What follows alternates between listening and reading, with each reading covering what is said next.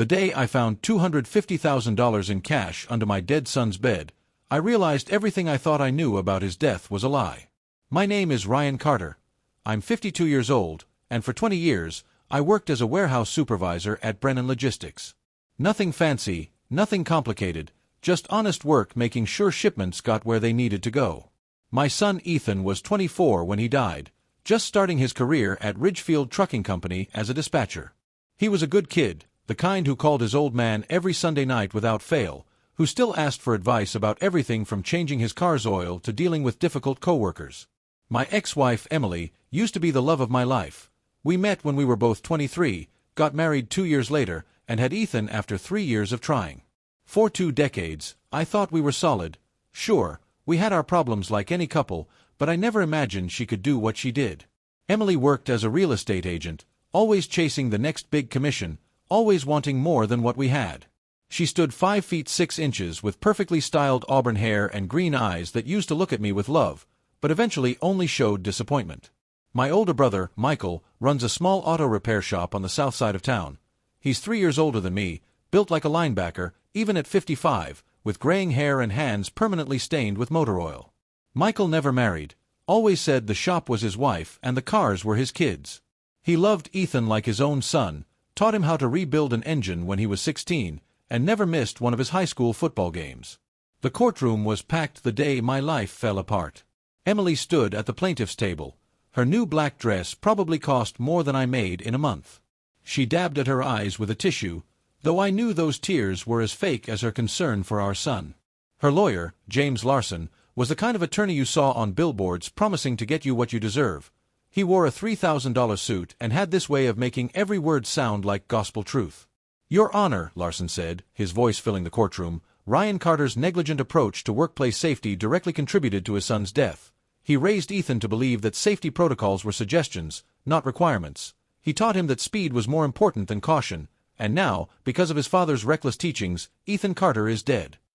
Emily took the stand and pointed right at me. "You killed him, Ryan. Your negligence killed our boy. All those years you bragged about being the fastest loader, about knowing shortcuts around the safety rules. Ethan learned that from you. He died because you taught him that regulations didn't matter." Every word was a knife in my chest because none of it was true. I had always been a stickler for safety. I'd fired men for not wearing hard hats. I'd written up workers for improper loading techniques. But Emily had witnesses, 3 of my former co-workers, who swore they'd heard me say things I never said, seen me do things I never did. The judge's gavel came down like thunder. The court finds in favor of the plaintiff. The full life insurance payout of $800,000 is awarded to Mrs. Emily Thompson, along with all marital assets. I lost everything that day. The house Ethan grew up in, the savings account we'd built over 20 years, and, most importantly, my reputation as a father. The local newspaper ran the story with the headline, "Father's Negligence Contributes to Son's Workplace Death." I became the man who killed his own son through carelessness. But 3 months later, living in Ethan's old apartment because I had nowhere else to go and needed to feel close to him, I pulled that lockbox out from under his bed. My hands shook as I opened it, and inside I found the evidence that would reveal the truth. $250,000 in neat stacks of hundreds, 6 flash drives labeled with dates going back 3 months before his death, and a handwritten note in Ethan's careful printing. The note changed everything. "Dad, if you're reading this, I'm gone. They'll probably make it look like an accident. The money is from them. I took it as insurance. The drives have everything. Start with the oldest one. Use the money to fight back, to clear your name, because I know they'll blame you somehow. I'm sorry I didn't listen when you told me to stay out of it. I love you, Dad. Make them pay." When I plugged in that first flash drive and saw the video files, spreadsheets, and audio recordings, I couldn't believe what I was looking at. My son had been investigating a criminal operation at his company. He'd gathered evidence of drug trafficking, money laundering, and conspiracy. And in one horrifying video, I saw my wife sitting with her lawyer, planning our son's murder for the insurance money. That was the moment I understood. Ethan hadn't died in an accident. He'd been murdered, and the woman I'd shared my life with for 26 years had orchestrated the whole thing. Life before tragedy struck was simple, but good. Every morning, I'd wake up at 5:30, make coffee in the same blue mug Ethan gave me for Father's Day when he was 10, and head to Brennan Logistics by 6 o'clock. The warehouse crew respected me because I never asked them to do anything I wouldn't do myself. When a shipment needed rushing, I'd be right there with them, operating the forklift or loading pallets. That's how I'd raised Ethan, too, to lead by example, to work hard, and to always do the right thing. Ethan had just started working at Ridgefield Trucking Company 3 months before he died. He was proud of that job, his first real position after community college. "Dad, they're trusting me with dispatch operations for the entire northern route," he told me his first week. 30 trucks, all coordinated through my desk. Can you believe it? Every Sunday, we had our tradition, breakfast at Murphy's Diner on 10th Street, just the two of us. We'd been doing it since Emily started working weekend open houses 5 years ago. The owner, Murphy himself, would always joke that he should name a booth after us. We'd order the same thing every time: scrambled eggs, bacon, wheat toast, and enough coffee to fuel a small army. "Dad, something weird's been happening at work," Ethan said during what would be our last breakfast together. He was pushing his eggs around his plate, not really eating, which wasn't like him. "What kind of weird?" I asked, spreading grape jam on my toast. "Some of the drivers are making extra stops that aren't on the manifests. I noticed it when I was reviewing fuel receipts.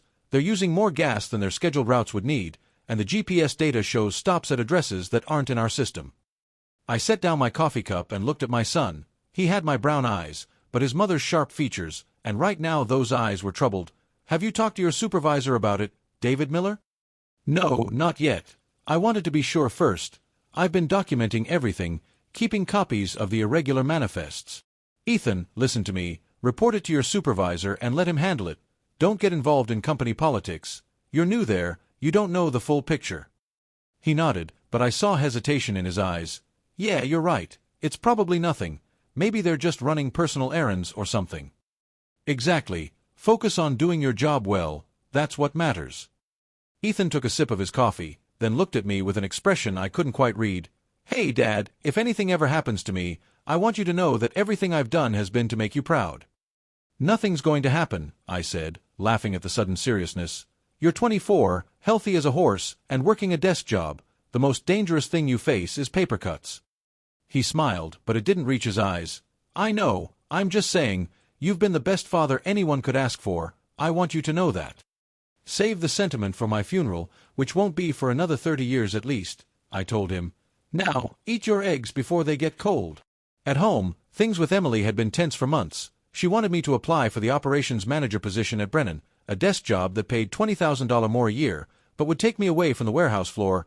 "Ryan, we could have so much more," she'd say over dinner. "A bigger house, better cars, vacations to Europe instead of camping trips. You're content with mediocrity." "We have everything we need," I'd tell her. "A good home, reliable cars, and our son is starting his career. What more do you want?" "More," she'd always answer. "Just more." My brother Michael saw it clearer than I did. During a barbecue at his place, he pulled me aside. "Ryan, Emily's changed. She's not the woman you married." "She's just going through something," I defended her. "The real estate market's been tough." "No, brother. She looks at you like you're a disappointment, like you're holding her back from something. Watch yourself." 2 weeks after that breakfast with Ethan, my phone rang at work. It was David Miller from Ridgefield Trucking.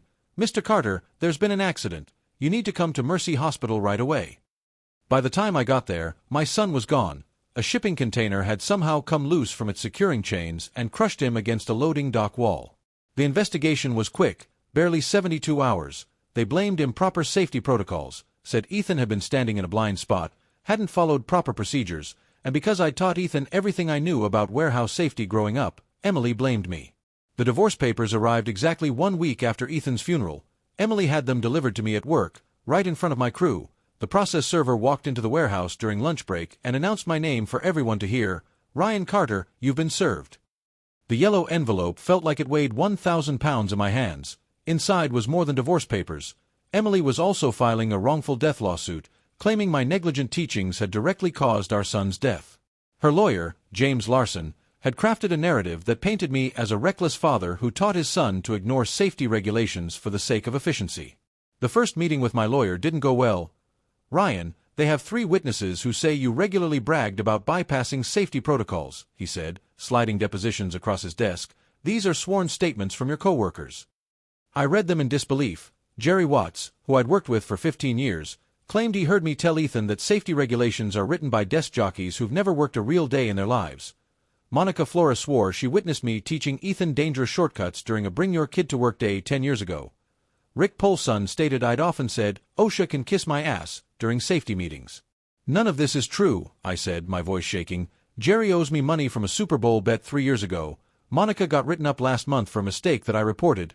And Rick, I recommended against his promotion twice because he was actually unsafe. These people are lying." "Can you prove that?" my lawyer asked. The truth was, I couldn't. It was their word against mine, and they had 3 voices to my 1. The courtroom was standing room only on the day of the hearing. Emily had made sure everyone knew about it, had even given an interview to the local news about seeking justice for her son. She walked in wearing a black designer suit, her hair perfectly styled, tissues already in her hand. She looked every inch the grieving widow and mother. Larson was brilliant in his ruthlessness. "Ladies and gentlemen of the court," he began. "Ryan Carter spent 20 years teaching his son that rules were meant to be broken, that safety was secondary to getting the job done fast, and that lesson, that negligent philosophy, led directly to Ethan Carter's preventable death."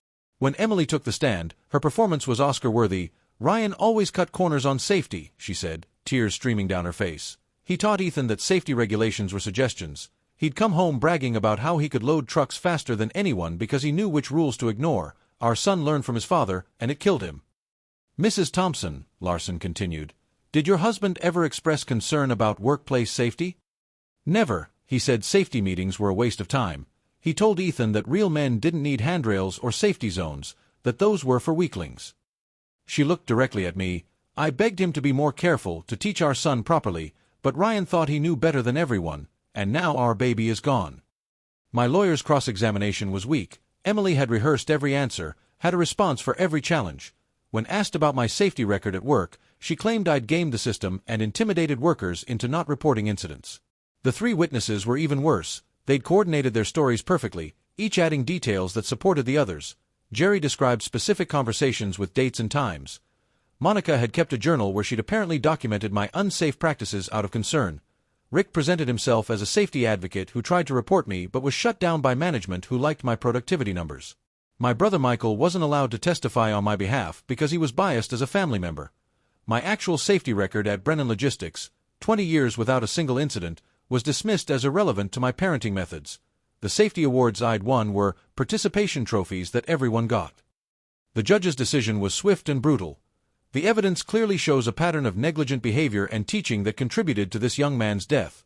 The court awards the full life insurance payout of $800,000 to Mrs. Emily Thompson, along with all marital assets, including the family home, savings accounts, and investment portfolios. Outside the courthouse, Emily gave another performance for the cameras. $800,000 won't bring back my son," she said, "but at least justice was served. Maybe Ryan will think about what he's done. Maybe other fathers will learn from his mistakes." I stood there, watching the woman I'd loved for 26 years celebrate my destruction, and I wondered how I'd been so blind to who she really was. I moved into a studio apartment on the wrong side of town, the kind of place where the radiator clanged all night and the neighbors argued through paper-thin walls. For 3 months, I barely slept. Every time I closed my eyes, I saw Ethan's face at that last breakfast, heard him trying to tell me something was wrong while I dismissed his concerns. The guilt was eating me alive. My brother Michael tried to help. He'd bring groceries, force me to eat, sit with me in silence when words weren't enough. "You need to fight this, Ryan," he'd say. "This isn't right. Emily's lying and we both know it." "With what money?" I'd respond. "She took everything. I can't even afford a decent lawyer for an appeal." The nightmares were the worst part. I'd dream about Ethan calling for help while I stood frozen, unable to move, unable to save him. Sometimes I'd wake up screaming his name, and my neighbors would bang on the walls, telling me to shut up. I started drinking, something I'd never done before. Whiskey became my breakfast, lunch, and dinner. Then one morning, 3 months after the trial, I got a call from Ethan's landlord. "Mr. Carter, this is Stephen Hayes from Riverside Apartments. Your son's lease has 2 months remaining. I need to know what you want to do with his belongings." Emily had been too busy spending the insurance money to deal with Ethan's apartment. She'd already bought a new Mercedes and put a down payment on a condo near the lake, according to Michael, who'd seen her around town. The thought of strangers throwing away Ethan's things made my chest tight. "I'll take over the lease," I heard myself saying. "I'll move in and handle everything." "Are you sure that's healthy?" Stephen asked gently. He'd known Ethan, had liked him. "It's what I need to do." Michael helped me move what little I had. "Living in his space, that's heavy, Ryan. Are you sure about this?" "I need to feel close to him," I said. "It's all I have left. Emily took everything else, but she can't take this." Walking into Ethan's apartment was like stepping back in time. His coffee mug sat unwashed by the sink, a ring of dried coffee at the bottom. His jacket hung on the hook by the door. The calendar on the wall was still turned to the month he died, with "Breakfast with Dad" written in red on every Sunday. The place still smelled like his cologne, mixed with the cinnamon candles he liked to burn. I spent the first 2 days just sitting in his living room, looking at his things, remembering. His bookshelf was filled with mystery novels and technical manuals from work. His PlayStation was still connected to the TV, a game paused mid-level. His work boots sat by the door, laces still tied from when he'd kicked them off. On the third day, I decided to pack up his bedroom. I needed to do something productive, or I'd lose my mind completely.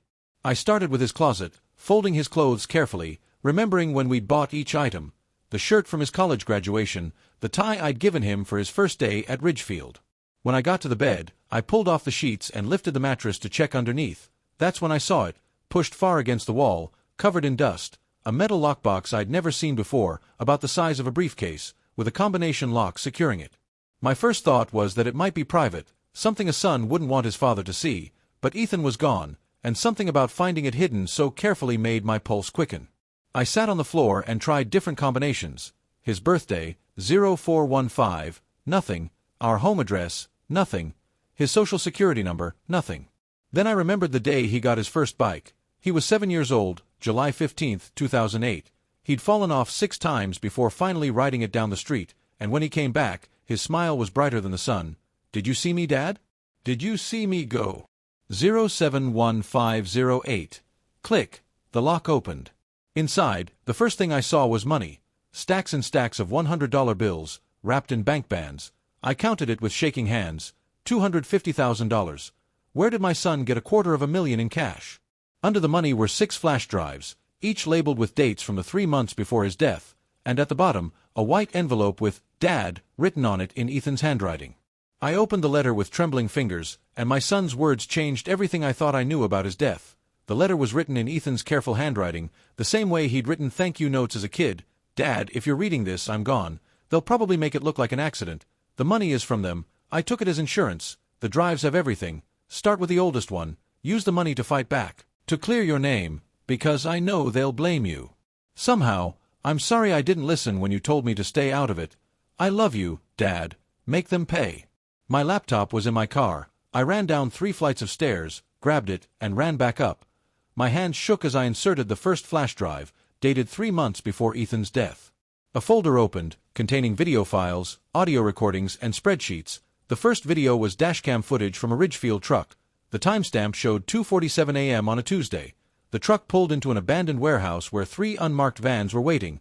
Men transferred boxes from the truck to the vans, boxes that weren't on any manifest. The second video showed the same thing at a different location. The third, fourth, and fifth videos established a clear pattern. Ridgefield Trucking was moving something off the books. I opened the spreadsheet. Ethan had documented everything with the precision I'd taught him. Truck numbers, driver names, dates, times, locations, and estimated values based on the payment records he'd found. The operation was moving millions of dollars worth of contraband every month, using legitimate trucking routes as cover. The audio files were even more damning. The first was a recording of David Miller, Ethan's supervisor, on a phone call. "The new kid in dispatch is asking questions." He pulled manifests from the last 6 months. He's comparing them to fuel receipts and GPS data. "Handle it," another voice said. "Make it clean. We can't afford exposure right now." My blood went cold. I recognized that second voice. It was James Larson, Emily's divorce lawyer. The second flash drive contained more evidence, including photos Ethan had taken of shipping documents, altered manifests, and financial records showing payments to drivers for special deliveries. The third drive had recordings of meetings where the entire operation was discussed in detail. Ridgefield Trucking was a front, moving drugs from Mexico through standard shipping routes, dropping them at predetermined locations for distribution. The fourth drive made me vomit. It was a recording of Larson talking to David Miller about the Carter problem. They discussed making Ethan's death look like a workplace accident, using a container that had been deliberately weakened. They talked about timing, about making sure Ethan would be in the right spot. They mentioned having a backup plan if the container didn't kill him instantly. But the fifth flash drive destroyed me completely. The file was labeled Mom's Betrayal. I almost didn't open it. Part of me knew that whatever was on it would change everything forever, but I had to know. It was a video Ethan had secretly recorded in our living room. The date was 2 weeks before his death. Emily was sitting on our couch, the one we'd bought together for our 10th anniversary, Across from her sat James Larson. I was at work. Ethan must have hidden a camera before leaving for work that morning. The insurance policy is worth $800,000, Larson said, pouring wine into Emily's glass. Once your son has his accident, you file for divorce immediately. Blame Ryan for teaching him unsafe practices. I'll handle the witnesses. Emily sipped her wine. And you're sure Ethan won't suffer? It'll be quick. The container accident is already arranged. Your husband takes the fall for negligence. You get the money, and we disappear together. I've already got us a place in Costa Rica. What about Ryan? I don't want him dead, just ruined. He'll be destroyed, but alive. Everyone will think he killed his own son through incompetence. He'll probably drink himself to death within a year from guilt. Emily laughed. She actually laughed. He always was weak. 26 years of mediocrity. I deserve better. We deserve better. They kissed then, long and passionate, on the couch where our family had watched movies together, where Ethan had opened Christmas presents, where we'd celebrated his college acceptance. The last flash drive had one file. It was Ethan speaking directly to the camera, recorded the night before he died. Dad, I know about Mom. I confronted her tonight, told her I had evidence. She panicked, made a call. I heard her tell someone that it had to happen tomorrow. I'm scared, but I can't run. They'll just hunt me down. I've hidden copies of everything with Uncle Michael too, just in case. If something happens tomorrow, know that I love you. You were the best father anyone could ask for. You taught me to do the right thing, and that's what I'm trying to do now. I called Michael immediately. My hands were shaking so badly I could barely dial his number. Ryan, thank God, he said before I could speak. Ethan gave me a package 3 weeks before he died. Told me only to open it if something happened to him. I've been waiting for your call. I knew something wasn't right, but I wanted to respect his wishes. He knew they were going to kill him, I said, my voice breaking. Emily planned the whole thing with her lawyer. It's all here on video. Come to the shop right now. Bring everything. We're going to the FBI tonight. The FBI field office took us seriously the moment they saw the first video. Agent Sarah Mitchell and Agent Daniel Reed worked through the night, reviewing every file, every recording, every document Ethan had collected. Your son built a bulletproof case, Agent Mitchell told me. He documented a multi-million-dollar drug trafficking operation and his own murder conspiracy. This is one of the most thorough civilian investigations I've ever seen. The arrests started at dawn. 17 members of the trafficking ring were taken into custody simultaneously. David Miller was arrested at his home, still in his pajamas. Several truck drivers were pulled over mid-road, their trucks impounded and searched. They found $12 million worth of heroin hidden in false compartments. James Larson tried to run. He made it to the airport but was arrested at the gate, a one-way ticket to Brazil in his hand. He had $2 million in offshore accounts and 3 fake passports in his carry-on. Emily was harder to find. She disappeared the day after I moved into Ethan's apartment, probably sensing something was wrong. The FBI tracked her to a resort in Mexico, where she was living under the name Jennifer Morrison with her new boyfriend, one of Larson's associates named Robert Klein. The Mexican authorities arrested her during a spa treatment. The news footage showed her screaming about her innocence as they dragged her away in handcuffs. During the trial, the truth came out in devastating detail. Larson had been running the drug operation for 5 years, using his law practice as a cover. He'd seduced Emily 6 months before Ethan's death, promising her wealth beyond her dreams if she helped him eliminate the threat Ethan posed. They'd planned every detail, from the container accident to framing me for negligence. It was supposed to be simple. Emily broke down on the witness stand. No one was supposed to get hurt. Larson promised me Ethan would just be injured enough for insurance. When I found out he was dead, I wanted to stop everything, but Larson said we had to continue, or we'd both go to prison. The prosecutor's response was ice-cold. You sold your son's life for money, Mrs. Thompson. You sat in that courtroom and destroyed your husband while your son's body was barely cold in the ground. There's no version of this story where you're not a monster. Jerry Watts, Monica Flores, and Rick Polson all confessed to perjury. Larson had paid them each $50,000 to lie about my safety record. They got 2 years each in federal prison. Emily got life without parole for conspiracy to commit murder and drug trafficking. Larson got the death penalty. The insurance company returned the $800,000 to me, plus damages for fraud. Combined with legal settlements, I received nearly $2 million. I donated every penny except Ethan's hidden cash. The $800,000 from the insurance went to establish the Ethan Carter Foundation, which provides legal support for families who've lost loved ones to violence. The settlement money funded a scholarship at Ethan's community college for criminal justice students. The $250,000 Ethan had stolen from the traffickers became the Ethan Carter Center for Workplace Safety. We provide free training for workers on recognizing illegal activities and safely reporting them. We've helped expose 4 criminal operations in 2 years. At Emily's sentencing, she begged me for forgiveness. Ryan, I'm sorry, I was blinded by greed. Can you ever forgive me? I looked at her, this stranger wearing my wife's face, and said the only truth I had left. Ethan died believing in justice. He died protecting others from the poison you helped spread. You didn't just kill our son, you killed everything good we ever had. I'll never forgive you, but I thank God Ethan was nothing like you. Michael and I visit Ethan's grave every Sunday. We bring breakfast from Murphy's Diner, 3 meals, and we sit there talking to him, telling him about the lives his evidence saved, the families his sacrifice protected. My son knew death was coming but stood his ground anyway. He gathered evidence, protected it, and made sure justice would prevail even if he couldn't. He didn't just save my reputation. He saved countless families from drugs that would have destroyed their communities. Ethan became the hero I always knew he was, and his legacy lives on in every life saved by his courage. If you found this story moving, please like this video and share it with others who need to hear about Ethan's incredible bravery. Leave a comment below sharing your thoughts, and don't forget to subscribe to our channel for more powerful true stories of justice and redemption.